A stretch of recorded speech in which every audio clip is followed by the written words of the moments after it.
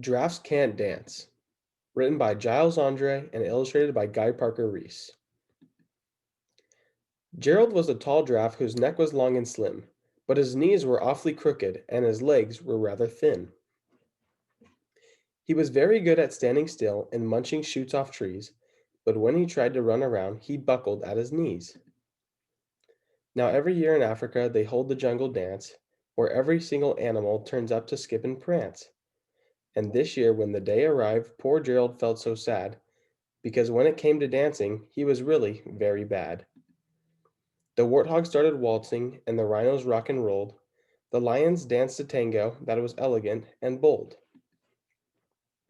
The chimps all did a cha-cha with a very Latin feel, and 8 baboons then teamed up for a splendid Scottish reel. Gerald swallowed bravely as he walked toward the floor, but the lions saw him coming, and they soon began to roar. "Hey, look, it's Clumsy Gerald!" the animals all sneered. "Giraffes can't dance, you silly fool!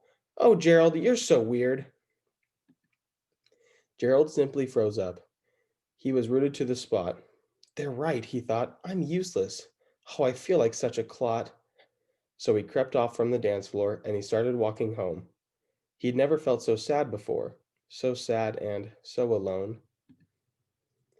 Then he found a little clearing and he looked up at the sky. "The moon can be so beautiful," he whispered with a sigh. "Excuse me," coughed a cricket, who'd seen Gerald earlier on, "but sometimes when you're different, you just need a different song. Listen to the swaying grass and listen to the trees. To me, the sweetest music is those branches in the breeze.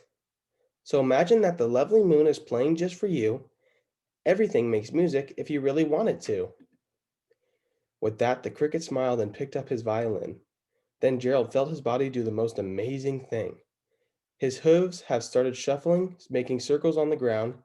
His neck was gently swaying, and his tail was swishing round. He threw his legs out sideways, and he swung them everywhere. Then he did a backward somersault and leapt up in the air. Gerald felt so wonderful his mouth was open wide. "I'm dancing! Yes, I'm dancing! I'm dancing!" Gerald cried. Then, one by one, each animal who'd been there at the dance arrived while Gerald boogied on and watched him, quite entranced. They shouted, "It's a miracle! We must be in a dream! Gerald's the best dancer that we've ever seen!" "How did you learn to dance like that? Please, Gerald, tell us how." But Gerald simply twirled around and finished with a bow. Then he raised his head and looked up at the moon and stars above. "We all can dance," he said, "when we find music that we love."